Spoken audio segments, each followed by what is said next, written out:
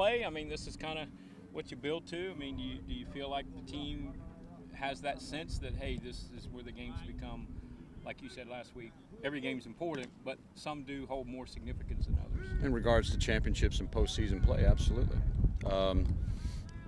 They're fully aware of what's at stake and on the line starting this week. Fully aware.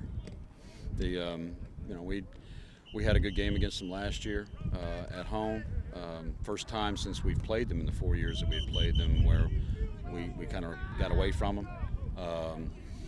So we're kind of anticipating things being a little physical.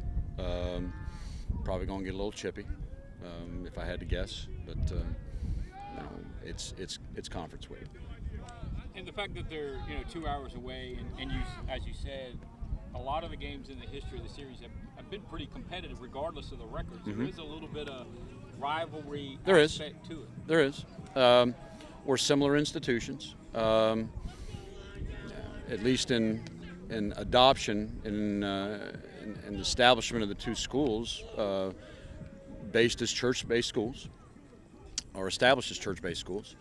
The rivalry took place when basically the Big South was formed. Common opponent. PC had elevated themselves from Division II to FCS, and as the program here at Charleston Southern has grown, likely competitors. I mean, you can sense some of the transition happening from our program and it's from its inception, and PC's program, though established, transitioning from Division II, more scholarships added, and we compete against one another. We recruit many of the same areas, obviously in-state, but the entire state of Georgia and in Florida. Because they do have a lot of kids from Georgia on their roster. They do. What do you feel like after you came away from Saturday? Obviously, the lack of success in the passing game, and really in the last 8 quarters, really has not been where y'all would like it to be. Of course not. Do you have a pinpoint? Is there one reason or several reasons why you're not having that success? And is it a concern of yours? Well, it's anything that's unaddressed has the likelihood of continuing. I've never been one to harp on a young man dropping a ball. I think you equate that to you have the standards that you have in your program. Those things are built in.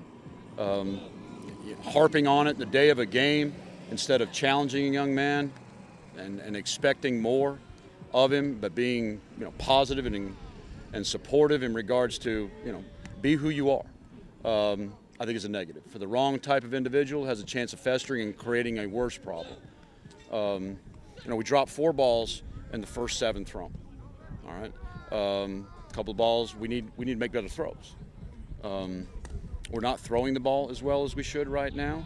We're not catching the ball as consistently as we have right now. So there's not one culprit.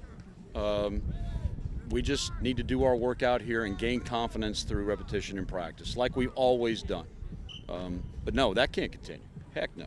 With the receivers that are back and the quarterback, that's probably it's a surprise to me that you're completing 47% of your passes with the personnel that you return. It's not like they don't know each other, and there is some familiarity there between them. I mean, no, that's a fair assessment. There's a bit of an anomaly in both of them. One, Indiana didn't lock us down like we anticipated they would, so we had opportunities in space. Now, Mississippi State just engulfed us. Sure. We couldn't separate ourselves off of it. We had some success in the game against Point. We threw the ball fairly well against Elon, but from a percentage standpoint, our completion percentage wasn't there. We had shots, we took them. Point was the first game where we were who we were. I think, not speaking ill of Point, but I think that had a lot to do with it, and we're very successful. And then we came out early on against Mississippi Valley State, and we made some mistakes. We dropped balls, and then the game got out of hand after halftime, and frankly, I got frustrated knowing what we could do in the run game. So we come out and we get a 35-point explosion. I'm not going to sit there and put the ball in the air when you're up 40 points. So, and then as it translates to last week, again, 4 out of the first 7 balls dropped. and 3 of the 4 are center cut. So, Shane and London need to throw the football better, and we need to do what we do at receiver and what we're perfectly capable of doing at receiver. With this being the opener for the Big South for you guys kind of look at this as a clean slate, like a second season per se?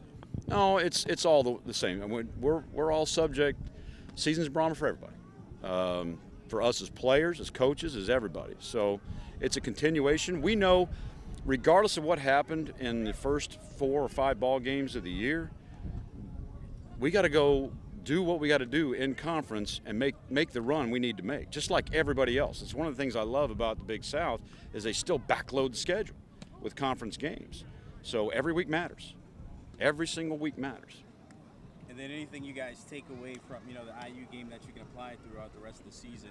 Oh, of course. We went toe-to-toe with a Big Ten team that 3 weeks prior to that, they were lining up against Ohio State. And we defended them incredibly well. And I know our guys. If we stick the ball in early, I know them, then their confidence level skyrockets. Who knows if we're in the game at that point, because 1 or 2 plays can change the course of a game, but I don't want to speculate and say we would have beat Indiana, but I just know our kids. Once they prove it to themselves that they can do, it gets done. There's 4.5 years of history of that. So, it was the right kind of atmosphere for us to play well. I won't say that Indiana was disinterested, but it's fall break for them. 1/3 of the stadium is filled. It's not exactly noisy, and it's an opponent where they were anticipating a bye week, and we're playing up. So if the outside phases or the outside thoughts to set up that scenario are any better for playing well and having a chance in that kind of environment, that was it. And we didn't play well enough offensively. We just didn't. We averaged over 5 yards on first down. We're winning first down at Indiana, and then we have struggles. That's not us. That's an anomaly.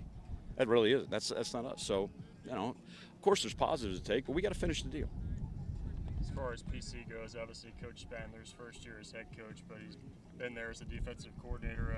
They're doing pretty similar things defensively, and what has enabled them outside of last year to kind of seems like match up well with you guys? They've defended us very well.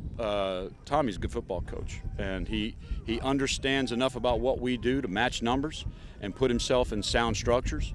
And he's had, prior to last year, he had two edge kids, 5 techniques or 5 or 6 techniques that were very athletic, and they gave us problems. And they handled us a little bit inside, and we felt like we didn't play up to our capabilities, and we sat right there in this field and lost the game 7-3. Got stuffed on the 1-yard line, lost yardage, and overthrew a wheel over here by 4 yards. It was by itself. So, we had an opportunity. We didn't capitalize. They won the football game, and they won fair and square. They came in here, hit us in the mouth, and we didn't produce offensively.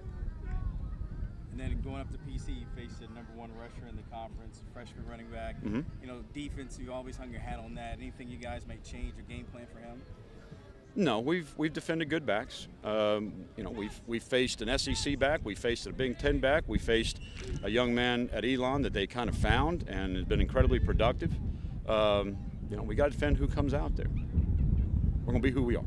Have you paid much attention to how the Big South plays out each week? I know you go tunnel vision, but the conference as a whole, does it look like it's going to be very wide open? Very balanced and wide open, where maybe you could lose more than 1 game and still be in the hunt because everybody may beat everybody. It'll play itself out there, but I really don't. I don't look beyond who our next opponent is. I obviously look at who's beat who and get a relative idea of what's going on, but people can look at some of our non-conference play and go, all right, 2 FBS programs, and then we've got Point and Presbyterian play Cumberland. Yeah. So, that's a wash. All that matters is when you line up against each other and who beats who. At the end of the day, that's all that matters.